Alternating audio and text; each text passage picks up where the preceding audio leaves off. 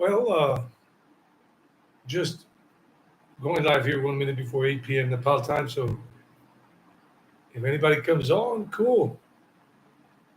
I haven't done this kind of live stream in a long time.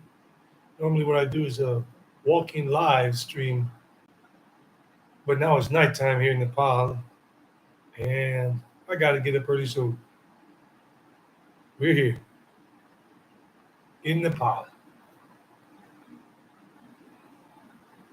So we've been live for about 15 seconds now. Yeah, live here, 15 seconds now, 20 seconds of counting. 8 p.m. Nepal time. Why am I doing this live stream? In case you're watching this on the restream later on, just to answer any questions you guys have about my travel experiences so far in the world, or my latest India here, in Nepal. Hey there, how are you? How's it going? Just saw you pop up right there on the chat. If you have any questions, please uh, type them in the chat or any comments, and I'll respond as best as I can according to my abilities. Right now, I'm here in my nice studio apartment, enjoying much needed rest and working. I mean, I have my day job. YouTube is just a hobby. I got to learn to look at the camera here because normally I'm with my GoPro. So I'm like looking in all directions except at the webcam.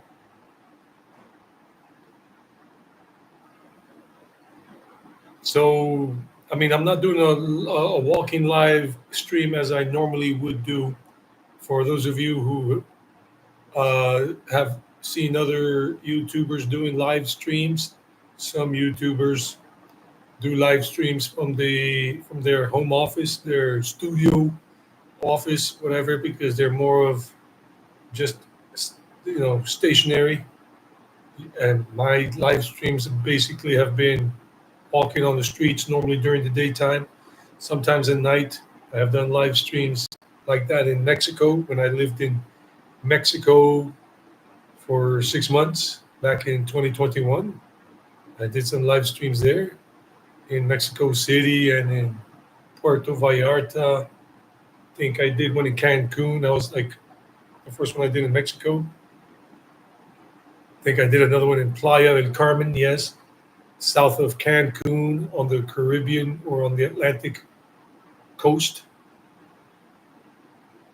I've done many in Colombia, South America, where my family is from, and walking live streams there. And I've done, where else did I do one? Some I did a few, maybe two or three in India. Maybe I did one or two in India. I forgot. So here I am. Nepal is great. I did not expect Nepal to be so good, but it is. Yeah, Vrindavan. So that'll be the first topic since Hainer put it up there in the chat. I hope you guys hear me well. If in case the audio is not that good, just let me know. Vrindavan in the state of Uttar Pradesh. Uttar Pradesh. I went to India the two times I have gone to India in my life. In 2019 was the first time, and the second time was last year from October to this year to almost the end of March. The two trips, the two journeys to India were spiritual. They were not intended to be tourism. And the first time was a very magical experience in India. I was there for 48 days in 2019, and it was a very nice experience. Where it was like the honeymoon. But I mean, there were a couple of little headaches, but nothing too write home about that first time. But the second time, it started off well. Delhi was good for the 4 nights I was in Delhi. Then I took a bus to Rishikesh, which I had been to before already back in 2019. And I went back for the Ayurvedic detox, 14-day detox Ayurvedic there in the Ramjula area of Rishikesh. And it was nice, it was good. Then I went to Amritsar. It was the Harmandir Sahib, the Golden Temple, the Harmandir Sahib was good. It was nice experience, but I couldn't do much because I had a problem with my heel that I had acquired. A problem with my heel, my foot, since August of last year, and so I wasn't really able to walk much because when I had my Ayurvedic treatments done in Rishikesh, unfortunately, the one treatment that they did on my foot, some kind of therapy on my foot, made the situation worse where I was limping and not really able to walk. So I really couldn't do much when I was in Amritsar. And each place I went to, and am doing right now, even when I was in Mexico, I normally stay in each place for a month because of my work, because I have to find a suitable place that has a very reliable and high speed internet connection so I can continue working online teaching. That's my job. I have been a teacher for 25 years. I have been teaching English, and since the pandemic, online. So, fast forwarding, uh, went to Udaipur for a month as well. Amritsar a month, Rishikesh a month. Udaipur was okay.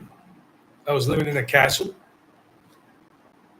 And Sai Sta, hello, namaste, Sai Sta, namaste, welcome. So yeah, but in Udaipur is where the problems started to happen because of certain things that I didn't really like that I saw were happening to other people, to tourists, and to myself. But I was tolerating it more or less, and I was telling people, "Yo, chill, relax." Then I went to Pushkar. Pushkar was pretty nice, except in North India and some of the states in North India, people love to honk the horn. Whereas in Nepal, people really are very respectful. They respect other people's quietness, silence, and I I almost never hear any horns coming from motorcycles or cars here in Nepal. It's I don't know if there's a city or a town in Nepal that is trigger happy in terms of the horns, trigger horn happy, the the honking the horns, beeping the horns. But so far, good, zero basically. Pushkar was nice. People were cool in general. I was able to do more meditation, more connection with myself and the universe. Going to some temples, going to the Ghats there in Brahma Sarova Kund, there in Pushkar, in the state of Rajasthan, in India. But still, the way people were driving their motorcycles and their cars, and the way they were treating me and other foreigners and some local Indians too, I really didn't like it. Then Vrindavan. Vrindavan was the last straw that broke the camel's back. That was Vrindavan. Vrindavan was, I was, ex- that was my problem. I was expecting Vrindavan to be so, I don't know, something like similar to Pushkar in terms of it was not that noisy, except for some people honking their horns. I expected to have a very good and, let's say, peaceful time in Vrindavan, but everything all the way from the guest house where I stayed, the illegal guest house. Hello, Ankit Mishra. Namaste, Ankit Mishra. Hello. Where are you connecting from, Ankit? And where are you connecting from, Sai? I know Hayner's connecting from the United States of America, from America. But everything in Brindavan, from the guest house I was staying in, which was like basically, I don't know, just crazy. India. All right, India. Now, please do understand, guys, there are a lot of nice people in India. I have met so many nice people in India and from India during my years. I had some good Indian friends when I was growing up in the United States in New York City when I was living in Queens, New York. There is a large community of Indians living in the United States, especially in Queens. At that time, when I was growing up in Queens, New York, there's a neighborhood in Queens called Little India. It's right next to another neighborhood called Little Columbia. And it's so befitting and so cool because my family's from Colombia, South America. And you are from Kathmandu, Saista. Okay, cool. I was in Kathmandu for 2 days, and that was great. Kathmandu was great, and I expect to spend a few more days before I leave Nepal. I'm still in Nepal for approximately 2 months total, so I still got a good 7 weeks left here in Nepal. So please understand. I mean, some people get the wrong impression that I hate India. I don't hate India. I really wanted to live in India. And like I said, I had good friends because I was born in New York City, USA. I was born in New York City, but I didn't grow up in New York City. I was born in Elmhurst, New York. That's part of Queens. But I grew up in South Carolina, USA. That's a state, not South Kerala in India. Some people get confused when I say South Carolina. It sounds a little similar to South Kerala. But there is no South Kerala unless you're talking about the southern part of Kerala instead of the northern part of Kerala, like North Goa and South Goa in India, or North Nepal and South Nepal, or whatever. So I grew up in South Carolina. It's a very rural state, very calm, relaxed, good people. And I only lived in New York for 7 years as a teenager. So I had a lot of Indian friends, classmates, and friends in New York.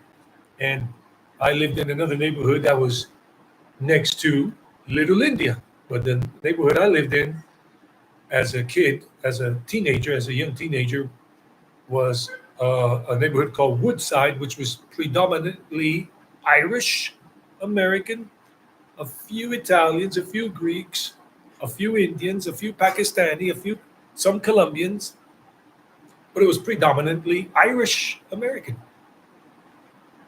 So I had friends from India.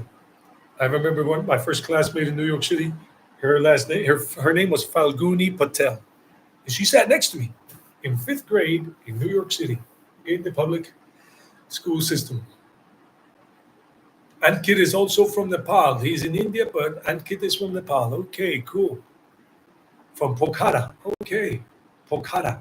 Pokhara is very nice. If you have seen my last video, I traveled from Kathmandu to Pokhara. Some Indian people say it's Pokhara, Pokhara, but Nepali people say it's pronounced Pokhara, Pokhara, Pokhara, not Pokhara. They corrected me here a few times already in Pokhara. They said it's not Pokhara, it's Pokhara, Eddie. I'm like, thank you for the correction. I enjoyed Holi. Yes, Sai Sta. I enjoyed Holi in Kathmandu to the max. I did not expect to enjoy Holi so much, but if you saw the video I made about Holi in Kathmandu, and I was not expecting to even participate in Holi because I was just coming, still feeling angry, upset about what was happening and what is happening in India, what is happening to a lot of people, not just me, by a few of those Indian people. I don't know how many people this applies to, how many people in India are behaving like this in North India, but I saw a good number. I don't know how many, but or percentage. I know a good number of the Indians I saw on the street or whatever. Like I don't know what percentage, what number, just not behaving well, and shop owners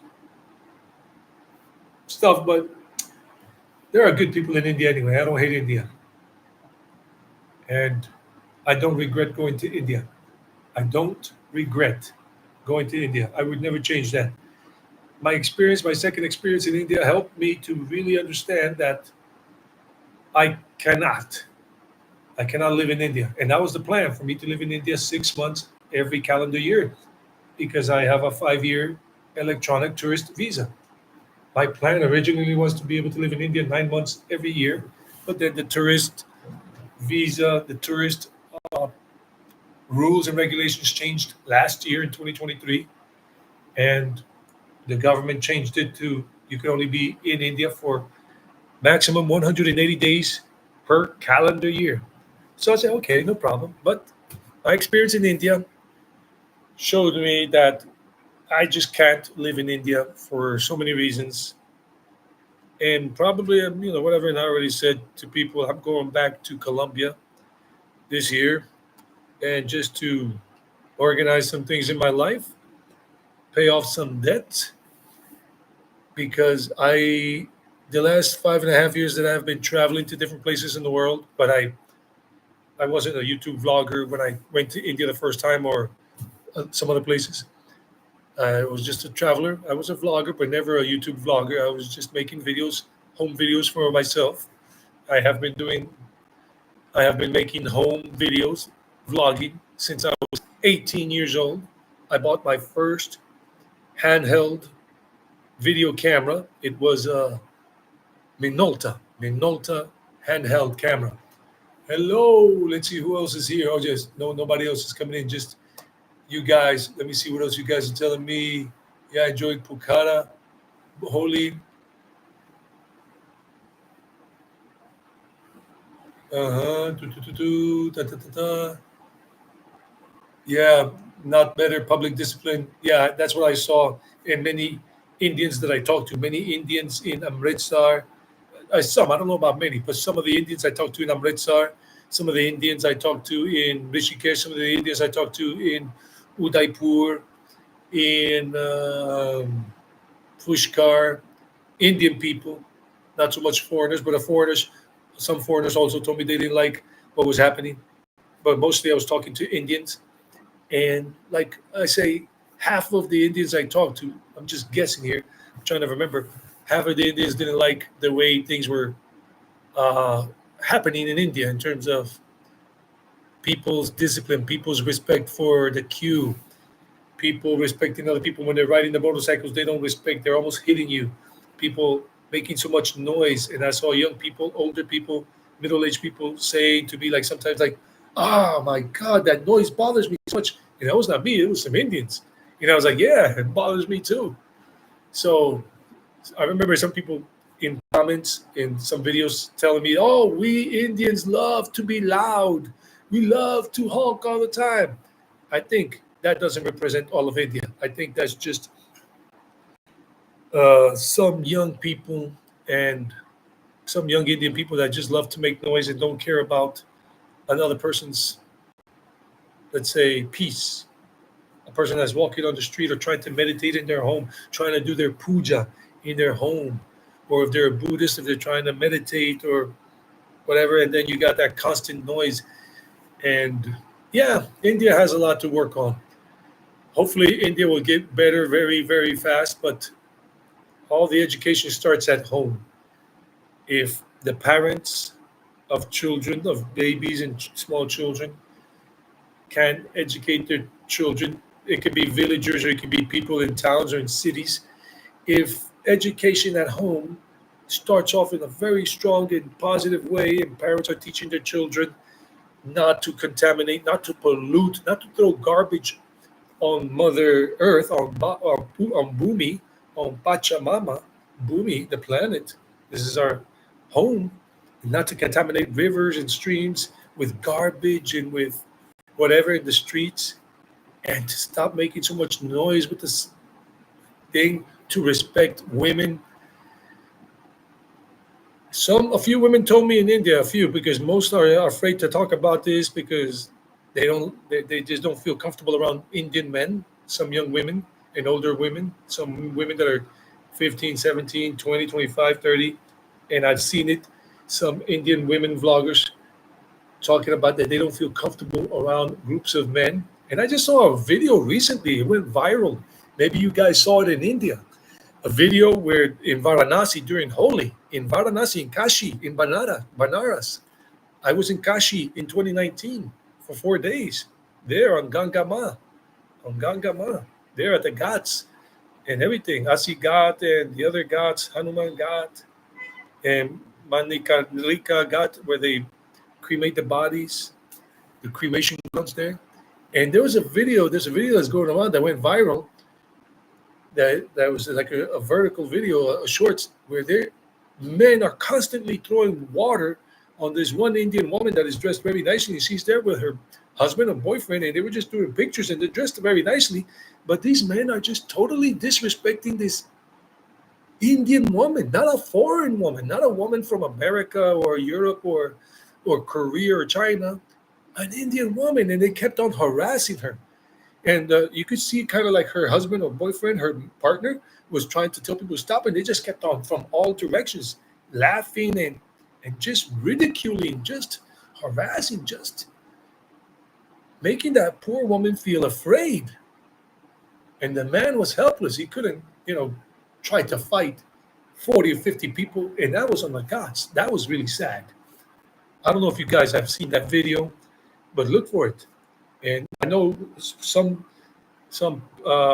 famous Indian woman, I don't know who she is, made comments about how bad that behavior by Indian men was. And it's not an isolated case. A few women that I talked to told me that they don't feel safe when a lot of Indian men are together, especially if they're drinking or in party mode. Because when they are in big groups, men together, they tend to act kind of crazy. And this happens in other countries too. But it seems to be something more prevalent, more common that is happening in India, and many women are afraid to be around large groups of men. And I usually see women, Indian women, and even in Nepal, sometimes in Kathmandu, I saw it for the 2 days I was there. I was there. Women usually go out in groups of two or three. They don't want to go out alone, especially in India, because they don't feel safe regarding Indian men. Not about foreigners, because foreigners we normally behave well around women. We don't go harassing women in that way. At least not in the United States or Canada. You do have it. It does happen, but it's not commonplace. It's not a common situation, or in Colombia or whatever. Sam Ewalt, hello Sam. How are you, Sam? Sam is in the chat. Oh, your friend. Let me see. I'm catching up with responding. Yes, no doubt. India is a good country. Yes, just needs more work. I cannot live in India. No way. And I thought I could, but the conclusion is I cannot live in India for several reasons. And I prefer peace of mind. I'm a quiet person.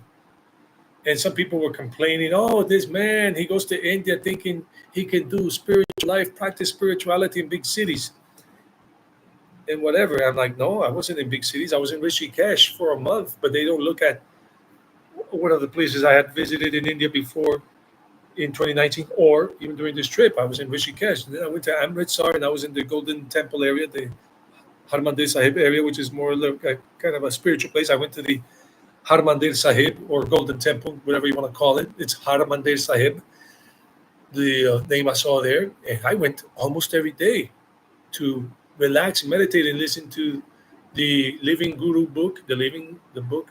I forgot the name of it at this moment. And they would recite it over the loudspeakers. And I would sit there for an hour, relax, sit, and then go to Langar Hall and have prasad, and then go back home and work and do my things. And then I went to Udaipur because I can't move around every 2 weeks or every week. I just didn't have that kind of budget, and I needed to be stable for my work. Find a good place with good internet and work so I can make my money as a teacher. Udaipur was okay, but it was just okay.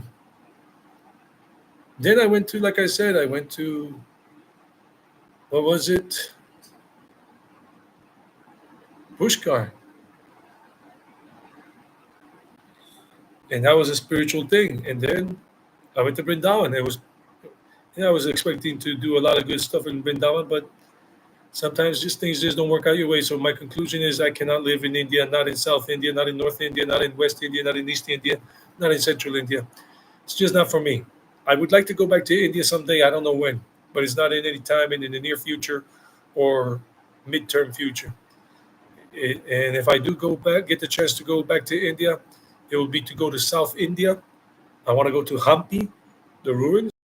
I would like to go to Kerala, maybe the beaches of Goa, just to relax and chill and rest during the month of December or January, if that happens. And if I do go back to North India, it would only be to Himachal Pradesh, which I visited before in 2019 for hiking, so I can go trekking. Because I was there in 2019 for like 2.5 weeks, and it was nice.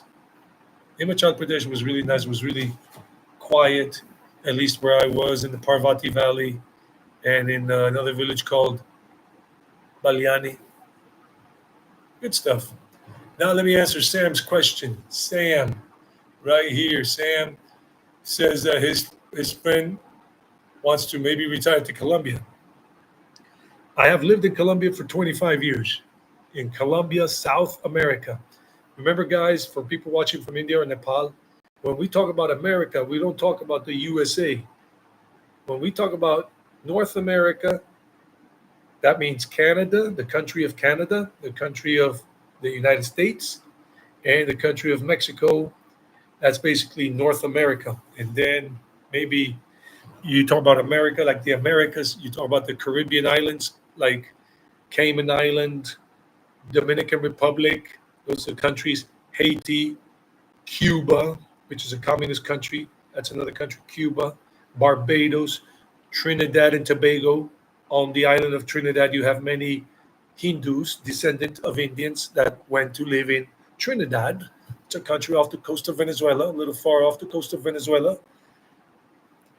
In Central America, you got many countries. And then you have South America, another part of the continent, another continent. North America is one and South America is another, but the Americas. And in South America, the continent, you have Colombia, you have the country of Venezuela, you have Argentina, you have Brazil, you have Peru, whatever. So my family, my mom and dad, my mom passed away last year. I was living with her for approximately 21 months or something. When I went to visit her, she was not sick at that time. She just had a fractured arm, shoulder. And I asked her if she wanted me to stay with her until she got better. And she said yes, because our parents, our mother and father, raised us to be independent children. I remember a couple of one or two Indians made some comments on one of the videos about Brindavan and whatever, and saying, "Oh, you abandoned your ailing mother. That your mother was sick and you abandoned her." No, never. She raised us to be independent. She never educated us and never wanted us to live with her when we became adults. She let us go to be free in the United States because she was a free spirited woman. She left her home when she was 19. She got married. She married my father and she went to live in Canada when she was 19. And then she conceived me in Canada, but I was born in the USA. So my mother was a very free spirited, very independent woman in that sense. And our father too. He's still alive. Our mother, they were divorced many years ago. So mom never taught us, never said, you gotta take care of me when I'm old. You gotta drop everything. No, she always wanted us to be free, to spread our wings and fly. Never told us, never expressed it, never said it, never expected us to live with her. She lived with a friend in New York for many, many years. They lived together and they had a good life there as roommates or housemates. And it was good. And my brother visited our mother here and there. And our mother visited my brother in New Jersey and all of that. And that's it. And then when my mother got sick and I was living with her, I wasn't going to just leave her. She got sick and I was taking care of her with a nurse while I worked during the daytime. And that was it. She passed away in my arms. She was never alone. I, my mother was a loving person, and she gave us, my brother and I, all the love she could, sacrifices and everything. And I was happy that I was able to spend almost 2 years of my life with my mother as an adult. I'm not married. I don't have children, so I was able to be with her. My brother couldn't because he's married. He has children. He lives in New Jersey, and my mother had moved from New York back to Colombia after 50 years in the United States. So she was a very independent woman. She never wanted to go to Colombia. I used to tell her, Mom, why don't you go live in Colombia? I'm living here, and we could probably live in the same house, or I'll live in the same neighborhood. I'll live in another house. And but she said, No, no, son, don't worry. I don't want to go to Colombia. I love New York. My mother was a New Yorker all the way, a New Yorker. But finally, she wanted to go back to Colombia and spend some time with her family, two sisters and three brothers. And she went back home in 2020. And the rest is the rest, like I told you. So, Sam, Colombia, your friend wants to retire. Um, Maybe in Colombia.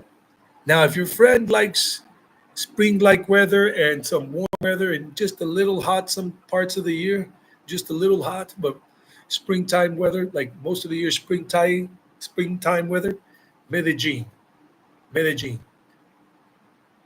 If you want, your friend wants that, Medellin, Colombia. Let me type it here in the chat for any of you who are like curious. What is this Eddie talking about? Because most Indians have no idea that Colombia exists. Colombia, South America. Let me see if I can get a flag in there. Is there a flag in the little chat here? Never used this thing before. It's a little slow to pop up. Let me see. Flags, any flags? Objects, flaggies. No flaggies? I guess no flags. Trying to look for flags, but I don't see any of them. Anyway, Colombia, South America. Yeah. Or if the person still likes Medellin but wants to see something uh, a little less hot, near Medellin, there's a place called Rio Negro. Rio Negro, Black River, Rio Negro, Antioquia. Antioquia is the state or the province in Colombia, Rio Negro. More suited for people who like early spring type weather, like mid spring, middle spring type weather, like in the middle of spring. How do I get rid of these little icons? Oh, let's just put up a heart and that's it. Boom. Oh, but I can't get rid of the whatever. There you go. Yeah, that's probably the best bet. A lot of expats do like Envigado or Sabaneta, maybe Sabaneta, Sabaneta in near Medellin or Envigado. They're they're quieter, they're more family oriented, they're more relaxed than Medellin.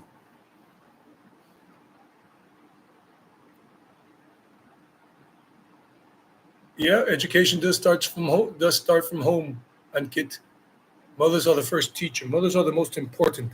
I'll say this again: young Indian men and middle-aged men in India, and even the older men in India that are not doing this should, especially the young, should learn to respect mothers and to see all women as mothers or sisters or aunties, and not be looking at women as a sexual object, as a sex object. But unfortunately, you know, all around the world this is happening, but in some countries more than others. And like I told you, I remember talking to at least one girl. I remember I was talking to a young woman, like 19, 20 years old. And she told me, I like talking to you foreigners who are from Germany or America or Canada because you guys normally are more respectful. When you guys are like 25, 30, 35 years old, you're very respectful of women and you're not looking to sexually harass us. Because she said that when Indian men approach her on the street when she's walking around because she's a pretty girl, they want to talk to her, but sometimes they're looking at her in a way that makes her feel very uncomfortable. They're looking at her like with this energy, these eyes. That's what the girl told me. And then they're immediately asking for the phone number. Do you have a boyfriend? And she's like, yes, yes. And she does have a boyfriend, she told me, but she didn't feel safe, comfortable around Indian men in general. She preferred to stay away from Indian men. And even in Kathmandu, a few people I talked to, a few women, they said during Holi, when the Holi festival was happening, they didn't like to be around large groups of men when the festival was happening because these men tried to grab them, touch them, and you know, not cool. Yeah. Oh, you saw that video, Ankit. Okay, Ankit saw the video about the woman and her partner, especially the woman being harassed with all that water and water guns, and they were just coming up to her and throwing water and kept on making her feel scared and ridiculed and threatened. That woman, poor girl. And she was dressed nicely. And I think her and her boyfriend were just doing some photos and enjoying, and the guy was dressed in a nice Indian uh, dress, one of those long Indian dresses for men, like for a wedding or a nice party. And poor girl and guy, the guy must have felt so helpless. He couldn't really defend his woman because if he got the mob meaning the crowd of men angry, they could easily attack, hurt him a lot, and even hurt the woman because their target was the woman, not the man.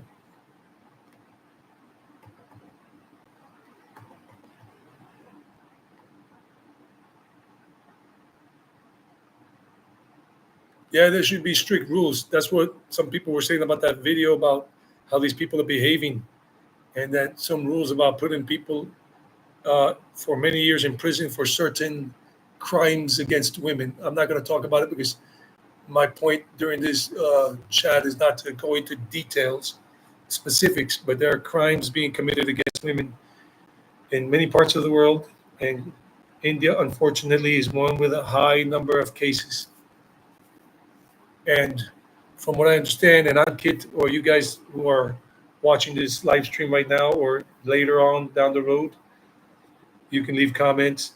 I have read in some articles that most women who are assaulted, sexually assaulted, never report these crimes to the police because their own families, the women's families, say don't do this because you will bring shame to the family.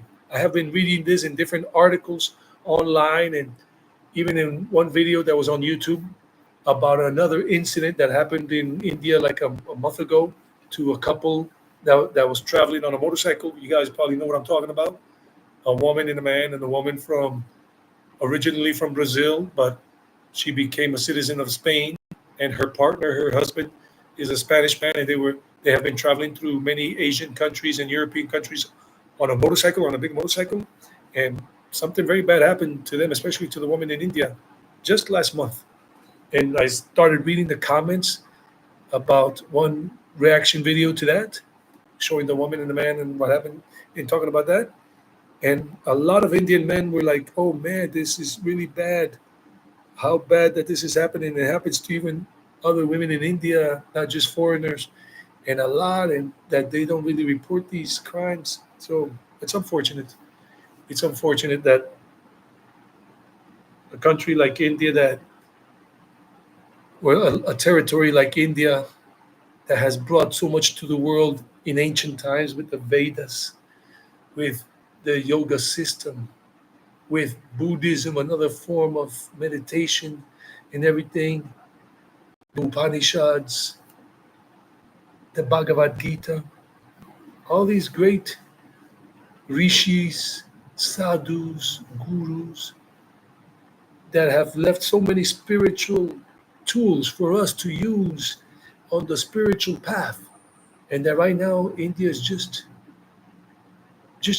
doing like these people, not all Indians, just the people that this applies to, are just doing so many bad things that give India a bad name. In Nepal, I mean, Nepal is no comparisons here, no comparisons. I'm enjoying my time in Nepal, but let me read the comments. What else people are asking for or saying? Nepal is a very safe place to visit. Yes, I'm not afraid of anybody. I am not afraid of anybody. Not afraid. I'm not even depressed. I was not depressed. I was not sad. I was not depressed. I was not in a depression when I was in India uh, recently. I was just angry. I was an angry bird. I got to the point where I just lost my calm. I lost my cool, and I wanted to fight. And I confronted a few Indian men who were just challenging me. And I said, "Okay, let's do it." And then they were like, "No, no, no, my friend, no, no, forget it. I'm sorry, I'm sorry. No problem." I'm like, "So why are you bothering me?" "Oh, no, no, no, no." They thought I was going to like be afraid, like, "Oh no, man." And I just got angry with I couldn't take it anymore with what they were doing to me with their motorcycles, their cars. Some people, some men, Indian men, trying to push me out of the way to do something. And I'm like, "Wait a minute, you touching me? Are you crazy?" And I had to just push the guy back. "What are you doing?" And show him I meant business. And then they were like, "Oh my God." I don't know if it's a common thing in India for a guy to push another guy, and the other guy will be like, "Oh no, okay, okay." About lower caste, upper caste, whatever caste. I don't care about that caste system because discrimination. I'm not going to get into that topic, but that's as far as I go into it. India is a safe place. I don't know. Many people are saying India's not safe right now. Even Indians, mostly Indians, I saw in the comments on those videos saying, I'm from Northeast India, I'm from Orissa, I'm from Uttar Pradesh, I'm from Bihar, I'm from Kerala, I'm from Tamil Nadu." And especially a lot of people from the north are saying India is not safe for men and much less for women in some areas. It's just like getting I don't know. I don't know what's happening in India. I can't really say except from my experience. What I saw, and I saw a lot of bad things, unfortunately. A lot.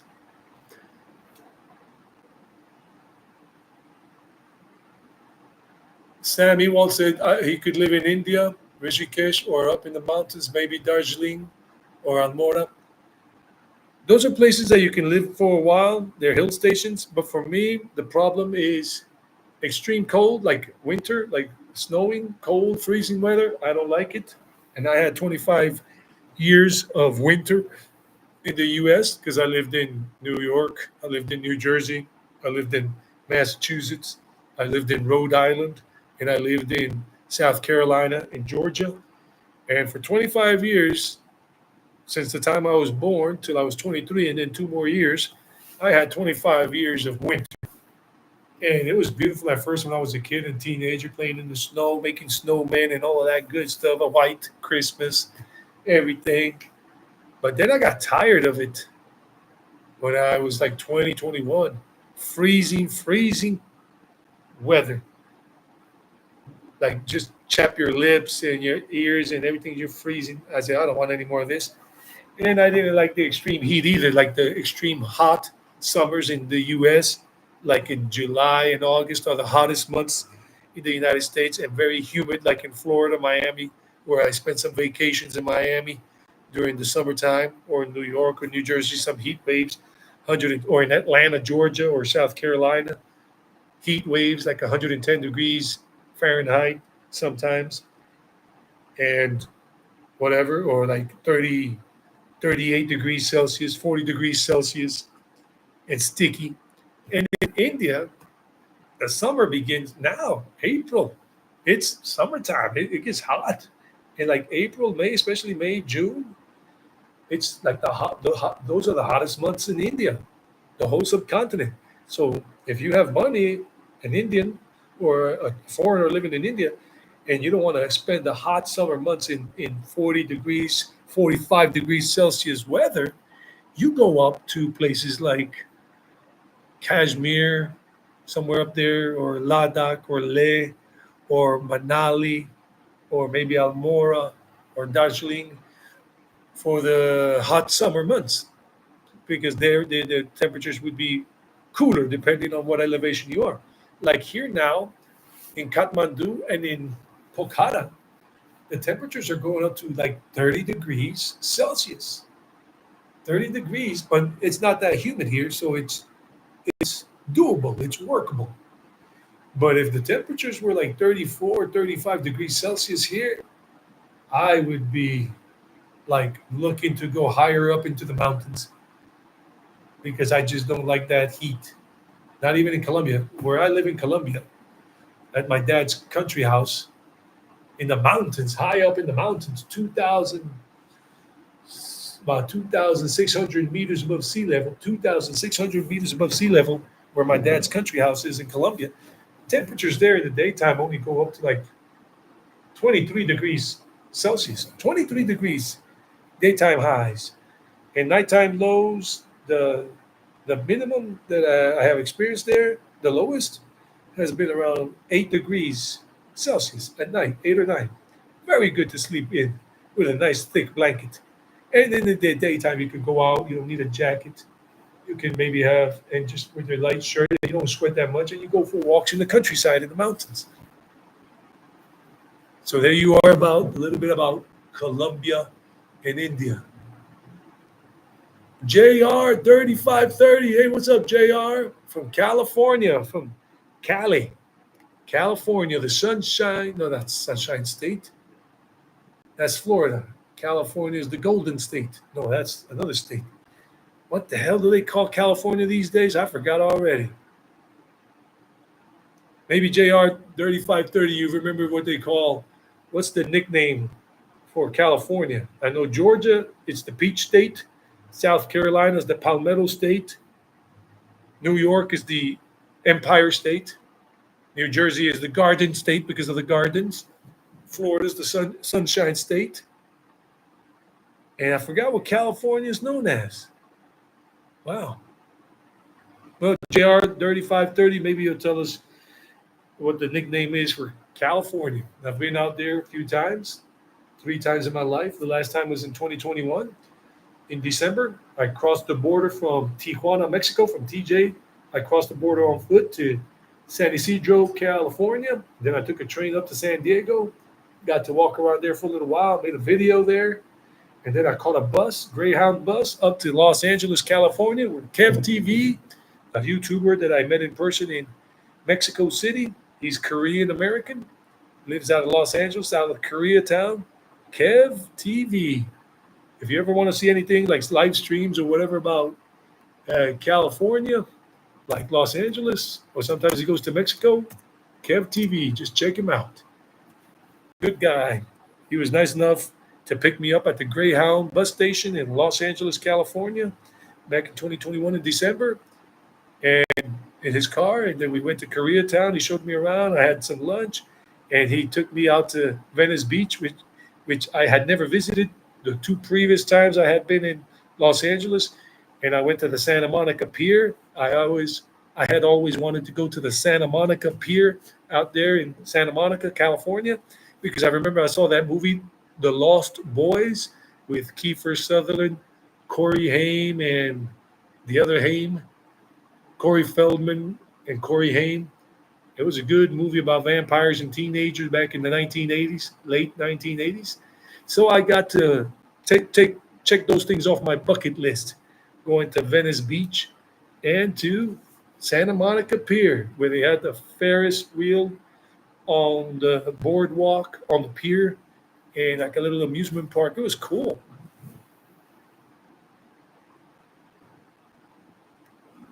Pindar Glacier Trek. I won't be able to do any like long treks because, guys, I remember I'm telling you, I work Monday through Friday as online as a teacher, so I can't go on these treks that are 3 or 4 or 5 days or 10 days or 14 days. I don't have the time for it. because I need to work. I can't take a vacation. That's just my life right now. My obligatory vacations are December, January because my students live in Colombia, and Colombia is a Roman Catholic country, and December is like extremely important for Roman Catholic people because the whole month of December is a festive time about Jesus Christ and other things around Christmas and the New Year's Eve party. There's New Year's Eve is coming up here on April 12th, and April 13th is New Year's Day. The Nepali calendar is different. It's 2080. Right now is the year 2080 in Nepal. This is something I recently found out. I didn't know that. So I'm going to be celebrating like the new year next weekend. Not this weekend, but next weekend.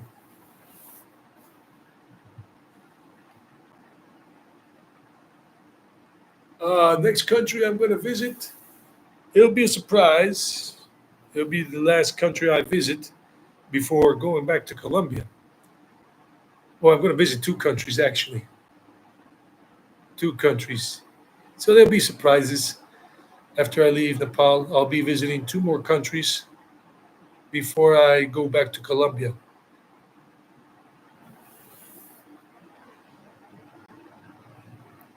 Your friend speaks almost fluent Spanish. So yeah, Rio Negro. You can go live in Rio Negro, Sam. And I'm trying to go down with this thing so I can see what other comments are here. Yeah. Heroes from Gachala. Gachala. Where's Gachala? Is that here in Nepal or is that in Colombia? Gachala. Never heard of it. Hey, Jalisco, Guanajuato Travels and Adventures. He's got a channel by the same name. This guy. He's got a channel by the same name. Let's see if I can highlight him. Highlight him. There we go. Highlight him for a moment. Check out his channel. That's by the same name right there. And he's making some videos there in the town where he lives in Chapala Lake in Mexico. I like Mexico. I really like Mexico. It's one of my favorite countries. I haven't visited many countries, but out of the countries I've visited, Mexico is definitely one of my favorites. And Nepal has become one of my other favorites. Basically, I got three favorites: Colombia, and I have lived there for 25 years. I'm not from Colombia, but I have lived there, and I'm going back there. Mexico, I really love Mexico. It's one of my favorites. And Nepal is starting to grow. I like it, and I expect it to keep growing in terms of my liking it because I really want to come back to Nepal down the road and do a 2 week trek and visit some other places like Lumbini and go to the Everest mountain range for a trek there and come here to Annapurna for another trek. Wow. Yeah. And Lumbini, where Siddhartha Gautama was born, the Buddha that everybody knows about. There have been many other Buddhas. Siddhartha Gautama is not the only Buddha. Buddha means enlightened one. And there have been many Buddhas and many Bodhisattvas, just in case you don't know. And recently I went on a hike here, a day hike to the World Peace Pagoda. There are many peace pagodas around the world that this Japanese man from Japan uh, has or had built around the world. And there's one here in Pokhara. And I did a hike there the other day in the video and to the Lord Shiva statue up there in the mountains or the hills. Cool. The Golden State. So I wasn't wrong. Thanks, man. Like the Golden State Warriors. That's why I was confused. I thought maybe the Golden State Warriors was just like that, and in California was a different name. But California is the Golden State. Thanks a lot. So walking in Guanajuato City, beautiful city, man. I visited Guanajuato City. I was there for 3 weeks. Beautiful city, a city I want to go back to one day. Oh, you started following me when I met up with Rosie and Kev TV. Okay, that was back in July 2021. Yeah. Yep, in a few days it's going to be 2081. Not 2024, but 2081 in Nepal. and it's going to be a big celebration. I was going to visit Thailand, but my father needs me back in Colombia. My father asked me for a big favor. He asked me if I could return sooner because he has nobody to stay at the country house, his country house where I have lived before, because he has many dogs. I love dogs and he loves dogs. We are dog lovers. So they are our family, the dog family. And he has nobody really to stay there with the dogs. And I said, okay, Dad, because I was going to go to Thailand after Nepal. I was going to spend 2 months in Thailand. And then I was planning to go to Vietnam or to Cambodia for a month and then go to Sri Lanka and visit some other countries. And I was planning to return to Colombia like in between September and November of this year. But plans changed. My father asked me for a big favor. And I said, okay, Dad, I will help you because he has nobody else he can depend on that he can ask for this. My brother, his other son, my brother, can't do it because my brother lives in New Jersey, USA with his family. He works. He can't go. And that's the story. So I was going to visit Thailand. I was looking forward to it, but it's all right. Family is first. And with my meditation and everything, and with this Buddhist monk that I recently started to read a little about and watch a few videos on YouTube because I like taking what I can from spiritual practices and leaving what is not good for me or I don't resonate with because I'm not a follower of any religion or spiritual path. If you saw the video, or if you haven't, look for it on YouTube. The one where I talk about what is your religion? Like people were asking me that question a lot in India. And in that video, I explain basically my whole process of religion and spirituality up to this point. I follow nobody or nothing. I just take what I need and leave what I don't. And this guy, Thich Nhat Hanh, he was a Buddhist monk from Vietnam. And he was even he got together with Martin Luther King during the 1960s civil rights movement in the U.S. and because he was exiled from Vietnam and he was living in France, and something resonated. A few things resonated with me that Thich Nhat Hanh said. We are we are our parents. We are our grandparents. They are in us. They are in the earth. They are in the sky. They are everywhere. And it's all about compassion, like the mantra Om Mani Padme Hum.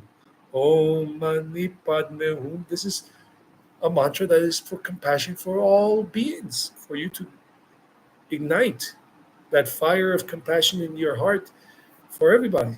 So I have compassion for my father in addition for love, in addition to love. So I'm going back to Colombia so he can go and fly to Canada to do some things that he needs to do in Canada for 2 months or so, a month, 2 months. And then when he returns, I'll spend some time with him and do some things. And then I'll go back to another place in Colombia that I need to go to and organize things. And then eventually other things, other travels.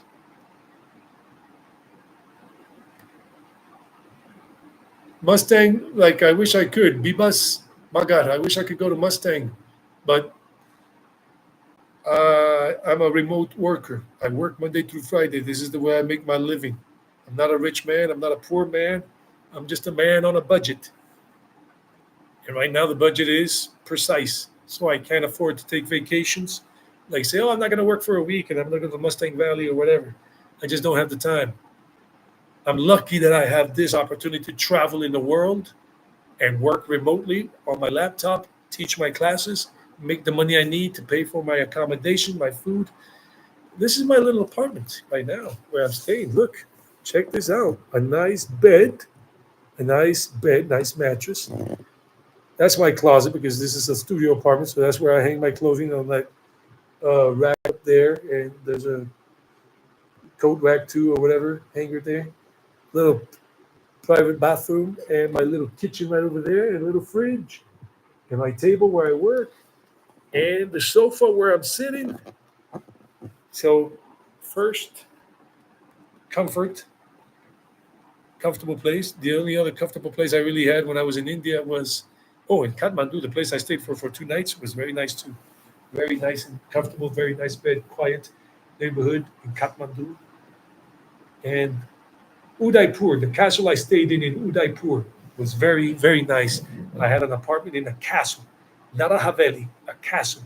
It really is a castle, small castle, and the apartment was good because some sections of the castle were just rented out as apartments, but mine didn't have a kitchen, but it had 2 bedrooms, a nice big living room, a nice area, another area like for a little dining room, and then a bathroom, but no kitchen. It had no kitchen. That was the only drawback. So I love cooking for myself. I don't like eating spicy food. It gets me sick. And Indian food is so freaking spicy. And I'm a vegetarian. I am a vegetarian. I don't eat meat. Some people were laughing at me because I was talking about during the holy video that I was looking for a McDonald's. And they're like, no, McDonald's, why are you looking for McDonald's, man? They sell great burgers out of nowhere. I said, hey, I don't eat burgers. I don't eat meat. I was just looking for something vegetarian that was not spicy. I didn't know how, and I still don't know how Nepali food is, if it's very spicy, whatever. My stomach is just doing well right now after being sick with all the spicy food and contaminated food that I ate and got me really sick in India and all of that. That's just life. I prefer cooking for myself. I will return to Nepal, but I'm going to be here for 2 months total. I'm a dog lover for sure. I love dogs. Like Mark Twain said, Mark Twain was a famous American poet and writer and whatever. Let me write it right here. Get that out of the way. Mark Twain, in case you're interested. The more I get to know people, the more I love my dog. Famous quote by Mark Twain. And Mark Twain, an American, his pen name was Samuel Clemens. He wrote Huckleberry Finn and Tom Sawyer, these famous American books about these young kids doing their adventures on the Mississippi River. I read those books when I was a kid in South Carolina. Huckleberry Finn, Huckleberry Finn, and Tom Sawyer. And he wrote some other interesting books as well. He went to India back in the 19th century. He went to Varanasi. He went to Banaras. He was amazed by his visit to India at that time. Of course, a lot of things have changed from that time to now. Not for the better in some things.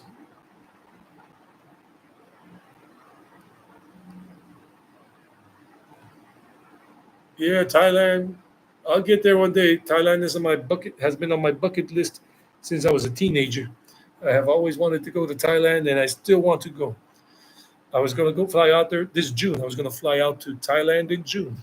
But like I said, I'm going back home to help my dad out and then just basically stay in the country and visit a little bit of the country in there. But I got to save a lot of money, pay off my debts, all the money that I have borrowed from the banks, plus the money I have saved. But I've borrowed money from the banks to make these trips happen, to go to Mexico, to go to other places in Colombia, to go to India twice. And I took out loans as well. So I got to pay back those loans. I make Colombian pesos. I don't make American dollars, even though I'm American, but I don't live in the US and I don't work for a US company. I work with Colombian people who make Colombian pesos. It's not a strong currency. It's a little stronger than the Indian rupee, than the Indian economy. Yes, it's has some considerable strength over the Indian rupee. That's why I can go to India or go to Nepal here.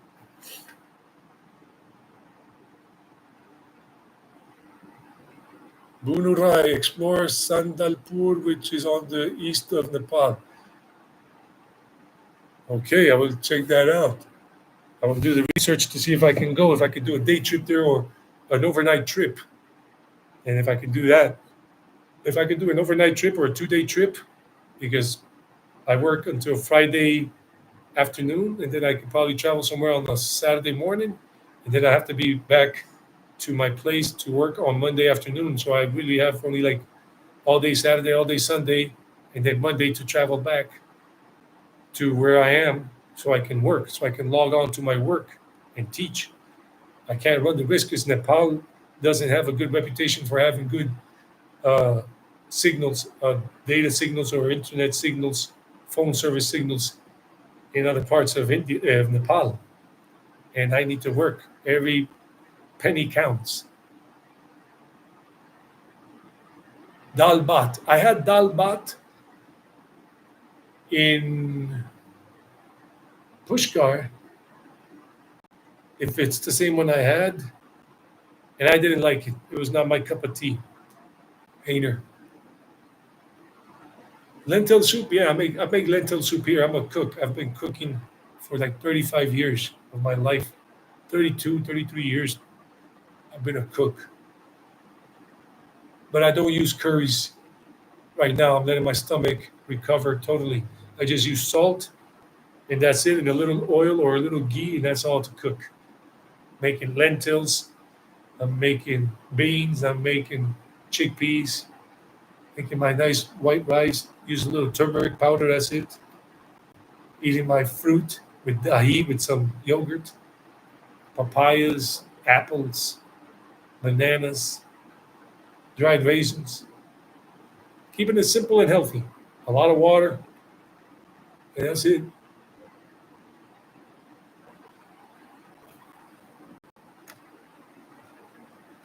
Do you guys have any questions about anything? I'll do this live stream for about 10, 15 more minutes, and then I got to go to sleep early because I have a long day tomorrow.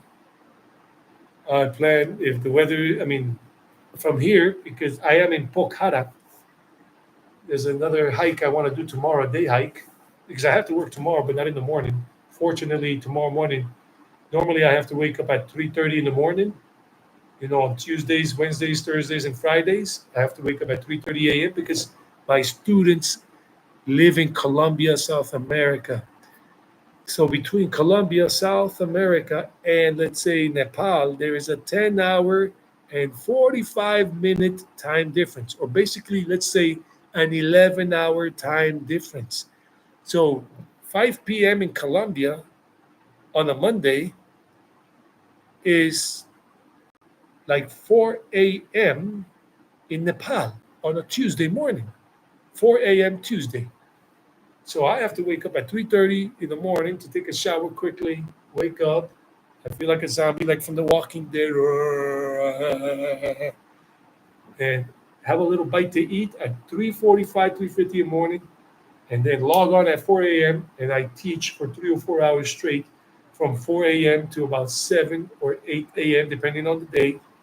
Then I'm free at 7 or 8 in the morning, and then I do yoga, I do some exercise, I plan some classes, and I don't go for walks at that time for a long walk because at 8 o'clock in the morning, it's already getting quite warm here in Pokhara. Temperatures are already around 24, 25 degrees sometimes Celsius, and I sweat a lot. I prefer like tomorrow morning, I'm just going to get up early, wake up at 5 a.m., and I want to do this other trek that'll take me a good 5 hours. Not a trek, a hike. It's a day hike, and start and hopefully be back home by about 10 or 11 in the morning before it gets too hot. And I'll take my 2 bottles of water, and I'll take my electro powder, because they don't sell Gatorade here or Powerade or any type of aid. So you got to buy these packets of electro powder. I got 2 packets, and one is for a liter of water. So I'm taking 2 bottles of 1 liter each of water, pani bottle, and the packets, and to keep myself well hydrated, because since I sweat a lot and I did a long hike on Sunday, that video is coming out on Friday. You'll see it. It was a nice hike. It was cool. Yeah, because Pokhara is 800 meters above sea level. Kathmandu is like 1,200, I think somebody told me, 1,200 meters above sea level. So Kathmandu is going to be a little cooler, just like 1 or 2, like 2 degrees cooler than Pokhara. So yeah, so that's why I want to get up early, very early, and go out for the hike. Like leave around 5:30 in the morning and have a nice hike while it's still cool and fresh. Hiking up one of the hills here and enjoy it because I love hiking. I do a lot of hiking in Colombia. Trekking, never, because trekking for me means that you spend the night somewhere, you have a tent, or you spend the night in some guest house on a trekking trail. I just do a lot of hiking or mountain biking in Colombia. And I did a lot of walking in Mexico, but really no hiking because I was nowhere in the mountains when I was in Mexico, except Guanajuato. Guanajuato City had some nice hills, but I didn't have the chance because I was working. The weekends I was enjoying the festivals that they had on the weekends there in Guanajuato, Mexico. So I didn't go really hiking in Guanajuato City. And there were some nice hills that you could really go high. And there was a cross on one of them that was like a 2 hour hike up, but I didn't have the opportunity. Do you guys have any other questions? About 5 more minutes and then we'll finish. This is just a laid back thing. Kathmandu so far. And basically, Pokhara, the people are so nice. Nepali people are so honest. I've made the mistake a few times because the 500 rupee note and the 1,000 rupee note, for me, they look very similar. And I've confused them almost all the time. And I really got to look long and hard at them. And at the beginning, I made the mistake when I was buying something, it was like 250 rupees, Nepali rupees. I would take out the 500 uh, bill thinking it was 1,000 rupees. And I was saying, oh, here's 500 rupees. And the person would look at me and go, no, no, sir, this is 1,000. Too much. This is not 500. I'm like, oh, really? And then they would give it back to me. And like, oh, yeah. So I would take out the other one and give them that 500. Any dishonest person in Nepal would have said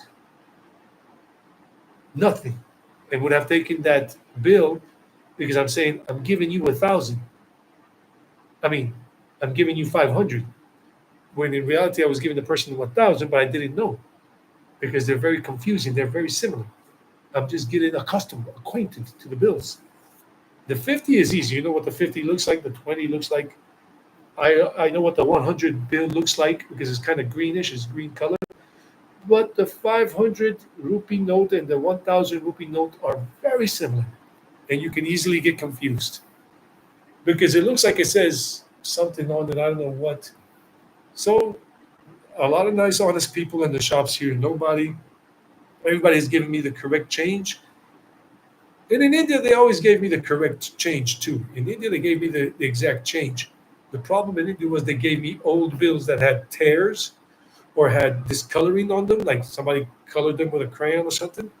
And they would give it to me, and I was innocent, naive, but they knew what they were doing. And I would go to some other place, and then, oh no, sir, we can't take this. It's a bad bill.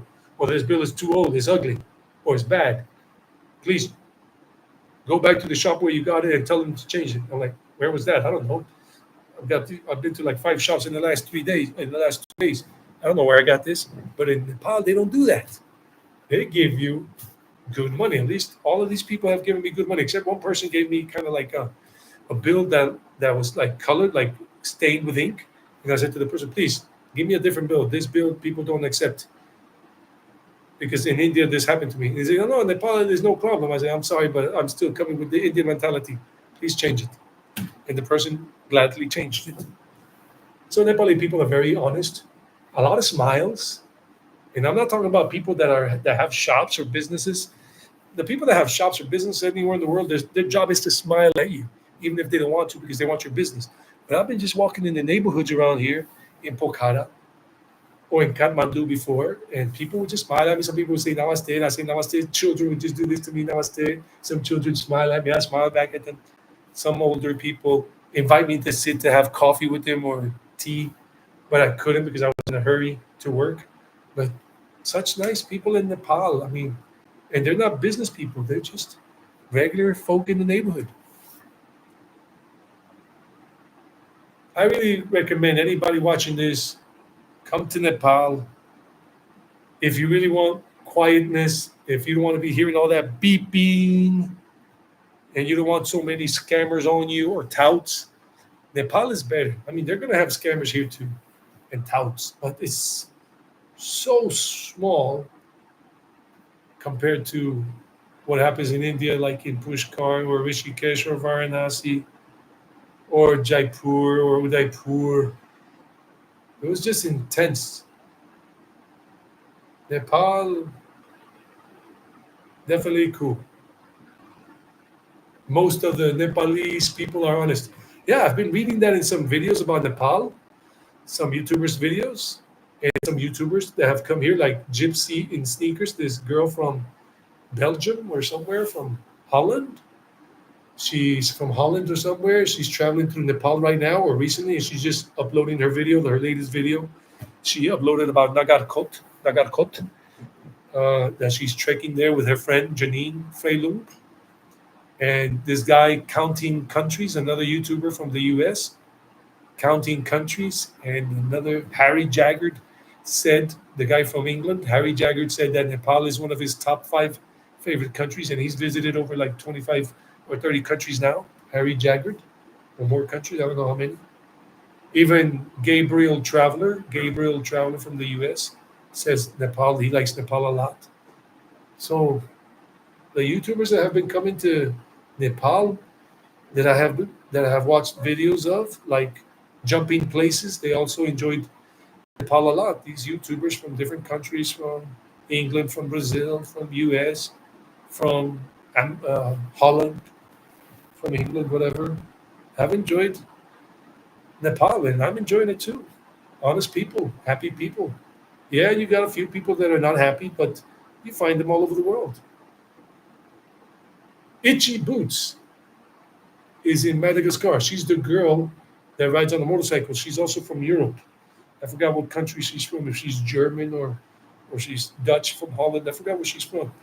And she was here in India and I think in Nepal too. And she was in Colombia last year or 2 years ago. She's been riding everywhere on a motorcycle, solo female rider. She's got a large following. Every time she puts out a video, it's like 300 views, 300,000 views after a few days, 500,000 views, a million views. Itchy Boots. If you want to watch a woman riding a motorcycle, a 250 or 400cc motorcycle, 500cc motorcycle, this girl, Itchy Boots. I've seen a few of her videos. Hello, Tenzing. Right?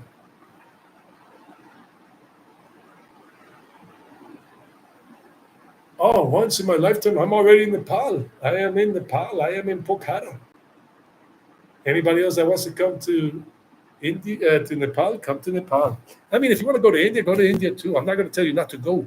I'm not going to tell anybody not to go to India. I'm not going to tell anybody not to go to Colombia. Even Colombia has had a bad reputation because of the Colombia's past. Colombia had a very bloody past because of the cartel drug wars, the drug cartel wars in Colombia in the 1980s and 1990s, with so many wars and so many crimes happening and everything. And then there's been a civil war happening in Colombia for more than 60 years. There are two large rebel groups, communist rebel groups in Colombia that have been fighting against the government system there. I'm not going to get into details. And some people say to some people, even the U.S. Embassy says, travel advisory for Colombia, level 3, do not visit or whatever, because of some of the crimes that are happening in Colombia right now. Some crimes, people getting robbed, some people getting hurt, whatever. But this happens all over the world. But I will not tell people don't go to Colombia. I'm just saying, if you want to go to Colombia, go to Colombia. If you don't want to go, don't go. You want to go to Mexico, go to Mexico. You don't want to go to Mexico, don't go to Mexico. You want to go to India, go to India. Don't want to go to India, don't go to India. Want to go to Nepal, go to Nepal. Don't want to go to Nepal, don't go to Nepal. You want to go to France, go to France. Don't want to go to France, don't go to France. I'm not going to tell you to go or not go. But Nepal, I'm liking it. So please come if you want to.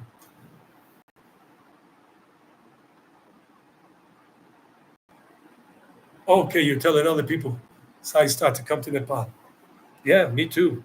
Please do the research well, but I'm telling you, if you want a nice experience.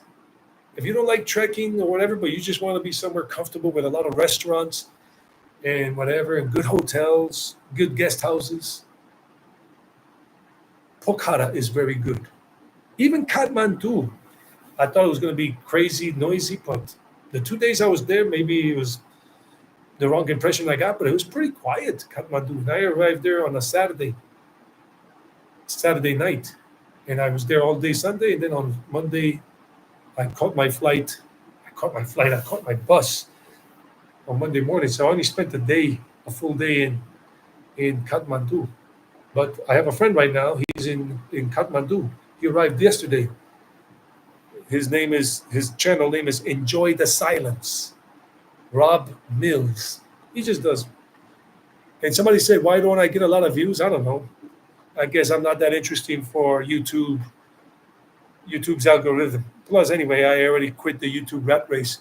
I'm not interested in making a living off of YouTube.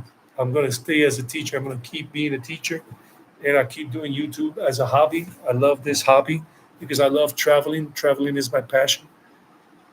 My parents have been took my brother and I traveling ever since we were children. So I've been traveling to a lot of places inside the United States. I traveled to many places in the United States when I was a child because of my parents. California, Louisiana, Alabama, Missouri, Tennessee, Georgia, Florida, South Carolina, North Carolina, Kentucky, Virginia, Massachusetts, Rhode Island, Connecticut, Pennsylvania, Ohio. So many places I traveled to. Canada, Colombia, so many places in Colombia, so many places in North India, now Nepal. So I love traveling. So I will continue to do this YouTube thing, but I really thought there was a chance of me making YouTube my living and give up teaching, but no. I reevaluated the situation. I made a video about that. If you haven't seen the video, it's a video I uploaded in February in Pushkar, Rajasthan, India, where I said I quit the YouTube rat race. It was just burning me out and everything, and it was not happening. But I'm going to continue doing this because I love sharing my travel experiences and recommendations with you guys. And I'll continue doing this once a week. Sometimes maybe I won't put up a video for 2 or 3 weeks. Who knows? But my main thing is continuing to teach because that's how I've been making my money for 25 years as a teacher. And that's what pays the bills and gets me to save money on YouTube. I only make like $15 a month. $15 is nothing. You don't get paid on YouTube until you hit $100 minimum accumulated. I make maybe $300 a year on YouTube. So I gave it a good try. I did try for a good 2.5 years to grow the YouTube channel, but it just didn't happen. And if it becomes very popular in the future, I'm still not gonna give up teaching because at any moment the YouTube floor can drop. Whereas my work has been with me for 20 something years. Because YouTube is a very tricky thing before we finish up. I followed a lot of YouTubers, and YouTubers like Harry Jaggard does very well in Asia. But when he goes to the Middle East to visit his friend World Nomac, Mac, Candy, the guy that got him into the YouTube stuff because he was a TikToker before. And when he went to the Middle East after he became very popular in India and in Nepal and whatever, he went to visit his friend in Lebanon and all of that, and his views went down a lot. See, people are mostly interested in seeing videos about their own country. Like in India, I had a big audience according to my channel's growth. Most of them were from India, a few from America, and a few from Mexico. Then I come to Nepal and then it changes. Now it's a lot of lately, like these two videos, most people are connecting from Nepal and some from India and a few from the US. And then it's like the Philippines. If you go to the Philippines, a lot of people will from the Philippines or who are in the Philippines or are living in other countries, but they're from the Philippines. They want to see video content about their country.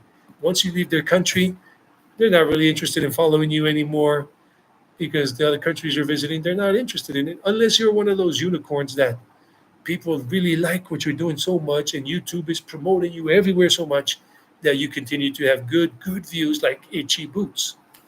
Itchy Boots is one, or like Mr. Beast. Well, Mr. Beast is the king, or whoever. I don't know. Luisito Comunica, the Spanish, the most famous Spanish speaking YouTuber is Luisito Comunica from Mexico. This guy normally gets like 3, 4, 5 million views per video. Or this guy, Bald and Bankrupt, he normally gets like a 1 million views per video. Those are the few guys that really do well. Everybody else, it's peaks and valleys. And for a lot of people, a lot of valleys and a few peaks. So I'll just continue doing my day job that I love doing, and that's teaching people. And I'm not going to cancel the channel, close it up. I'm going to continue making content, but it's normally going to be one video per week. This week it's like 3 videos. The one on Monday about the luxury sofa bus ride, this live stream today, and the video that's coming out on Friday about the hike I did on Sunday. I did a hike on Sunday. You'll see it on Friday. And then I won't put up any more content until the New Year's Nepali New Year video, New Year's Eve celebration thing. I'll make a video then, because editing, going out to make it, then editing a video takes a long time. It could take up to 2 hours to put it together, do the little on-screen messages, whatever, the background music, where I silent part of the videos where I'm just walking around recording but not talking. And because a lot of people had said, hey, Eddie, man, when you have those videos, when you're showing some clips, like for a minute or so, or some places, put some background music. It's very boring. And I said, okay. So these things take time. I got to look for the right audio clip, the right music that sets kind of like the tone for that. And then when I edit it is one thing. And then when I press export on the video editing app, that takes another hour and a half, or 40 minutes, depending on the length of the video, to export into one file. Then I got to upload it onto YouTube, and that's another hour and a half. And for a video that's like 20 minutes, that could take a good 4 or 5 hours out of my day, plus the thumbnail and whatever. So one video a week is enough, because before I was spending like 7 hours a day when I was doing daily uploads. I was just consuming all my time, burning myself out mentally. I wasn't able to do exercise or yoga because I was so hardcore about bringing out daily content. And I said, I gave up all of that. If you want to see that video, it's back there, back 3 months ago in February. I quit the YouTube rat race, and the thumbnail shows me doing this, and I quit the YouTube rat race, and a little rat icon there, a little rat face, that's it. Hey, Faye. I didn't see that. I wasn't looking at this. I was just rambling on here. Lord, I was born a rambling man. Y'all remember that song? Southern Rock, let me see. Have a safe thanks, Tenzing. And what is your subject? I teach English. I'm an English language teacher. Colombian people speak Spanish. That's their language. In Colombia, South America, they only speak Spanish. And the people that have the money, they want professional people who are doctors, lawyers, accountants, engineers. They want to improve their English skills so they have better job opportunities in the future, so they can earn a better salary. And they like having classes with a native teacher, a native speaker, not with another Colombian that learns English because they went to live in the US or Canada or in England for 2 years as a teenager, whatever. No, I'm American, born and raised in the United States of America.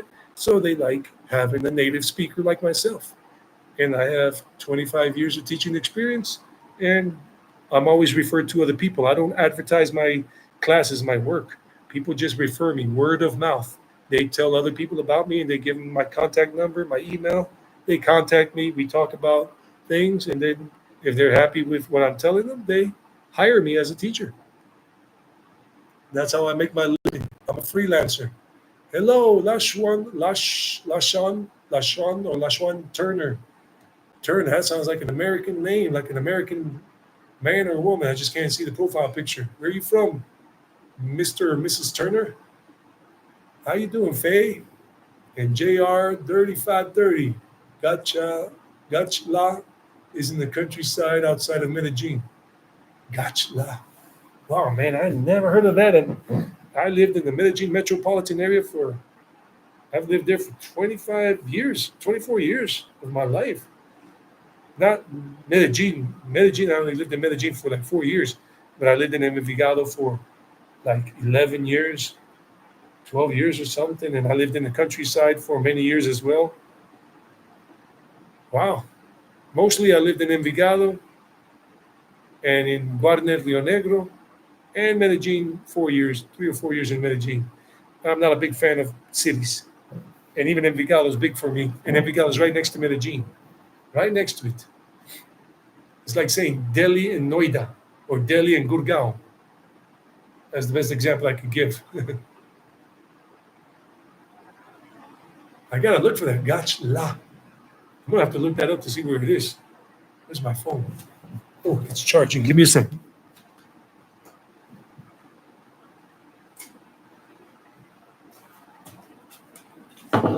Let me see. Let me see. Where is Gachla? Let me see. Because if I can Google it on the maps, then I get an idea where Gachla is. I'm enjoying Nepal. Nepal is so cool. I can't say how much I just feel so at ease. So there was only a little problem when I went up to the World Peace Pagoda on Sunday, and the signs are very explicit. Right when you start going up the steps that lead you up all the way into the whole property, there's a big sign when you go past the little gate, and this big sign right there. You have to see it, and there are more subsequent signs, more successive signs after that, saying, "Please, no shouting. Please be quiet. Silence. No trash. Whatever. This is a place of meditation. Keep the sanctity going. This is a sanctuary." And then there are more signs to remind people: silent. Remain silent. No photos. No video. No talking. And then when I get up to the stupa, the pagoda, up there, you take off your shoes and you see everybody leaving their shoes. And then some people from the neighboring country and a few locals, even locals from here, because I saw them wearing their topis. That's the little hat they wear from villagers from this area. And then one lady and one guy didn't want to take off their shoes, and they go like that. And then the security guards were like, "Hey, shoes off, shoes off." And I'm like, huh? They were trying to play stupid. Shoes off. And oh, okay, okay. And they go back and leave their shoes. And then I'm right there at the first image or first statue of the Buddha, a bronze statue that was donated by Japan. And I'm reading the plaque. I'm reading the plaque. I'm doing my meditation, keeping quiet. I'm not talking and whatever. And I'm reading the plaque. There's a plaque about the statue, who donated it, and plus what it means, what the symbol, the message here is for meditation. I'm just reading it in silence. And then there's this family trying to take a photo, this family from the neighboring country. And then the old man, there's like 7 or 8 of them, and then the old man comes from behind me and he's pushing me. And I'm like just like gave him an ugly stare, like a mean face, like. And then a few seconds later, because the family, like something like, "Oh, he's not moving for the photo." And it's not a place for selfies. It's not a tourism place for you to go click pictures. It was very clear, no photos and no videos at that moment. Even though I did make a video, but not right there. Then a little video around on the other side of the other Buddhas, because I was not bothering anybody. But I didn't talk. I just showed and everything. But I kept quiet. And then the man tried to push me again, and I looked at him again, and he was just trying to push me. He wasn't saying, "Excuse me, sir, please move," nothing. Just being rude, disrespectful, trying to push me out of the way. And I said, "Hey," like in a quiet voice, "this is a place for meditation, not photos. Leave me alone." And I didn't move. And I read my thing. It's a place for meditation. And then some people were talking on their phone loud. And then the man kept on, the security guard, "Silence, silence." And there's some of us sitting on the grass, on the lawn, trying to meditate. It's a place of meditation, not a place to talk and party. The signs were explicit. Silence, keep quiet. Those security guards have a tough job because some locals and some from the neighboring country, and even maybe a few foreigners, but I didn't see any foreigners talking. And there were some foreigners there, white people, but I saw them all quiet like myself. They were not talking. There was only a few locals and a few from the neighboring country that were just talking loud, like, I don't care if you're meditating. I don't care if it says silence. I'm not going to be silent. And the security guard had to tell them a couple of times, stop. And they kept on talking, stop. And they just didn't care, like, I don't care. And that's the sadness, the sad point that I saw at the World Peace Pagoda. I can see it from my window here, lit up at night. It's a peace pagoda. Quiet, meditate, try to connect with the Buddha's teachings or with Jesus Christ or Krishna or whoever. But ah, what can we do? You can't always have a sunny, beautiful day.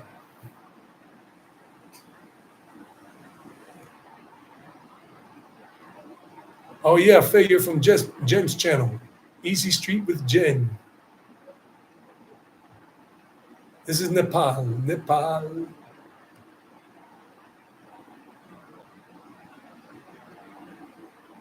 The mood changer. What's up, mood?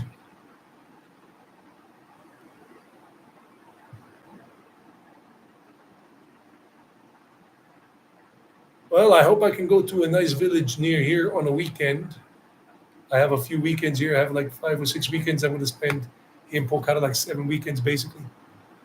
American, Michigan, state of Michigan, the Wolverine state. Michigan, up north. I was in Michigan a long time ago when I was a kid and a teenager. Twice. I was in Michigan twice. Up there in Detroit. And I think we were in Flint. Flint, too. Once with my mother, my brother, my dad, and I.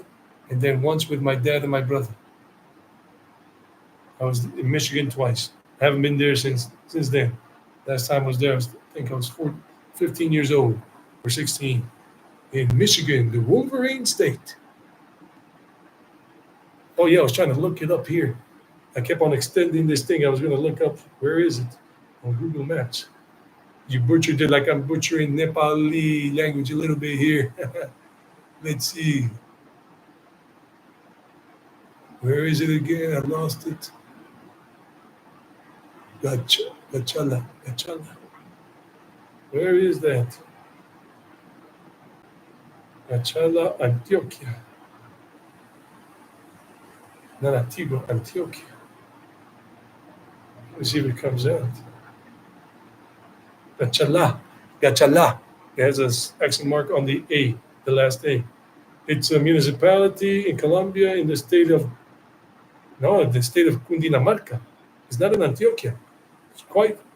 It's far away, brother. It's 120 kilometers east of Bogota. It's at an elevation of 1,700 meters. Population 5,000 people. That's a small town. So Gachala is not in Antioquia. It's not near Medellin. It's east of Bogota. Maybe it is near Medellin, but it doesn't show me here because it shows me here at Cundinamarca. And I know Cundinamarca is not close to Antioquia. It's east of Bogota, whereas Medellin is northwest of Bogota. And Gachala is east of Bogota, the capital. It's close to Bogota, but not close to Medellin. JR 3530. That's what I'm looking at right here. I don't know if you can see it.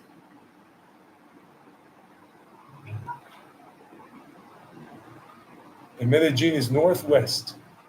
Medellin is about a 10-hour ride by car. I did the ride once to Bogota and back when I had a car. And I had a Suzuki Swift. It took me about 10 hours to get to.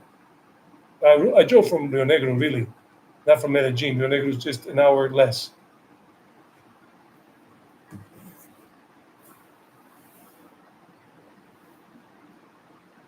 I have only visited a few places. I have only been here for like 10 days. I've just been resting, recovering from all the stomach problems I had in India.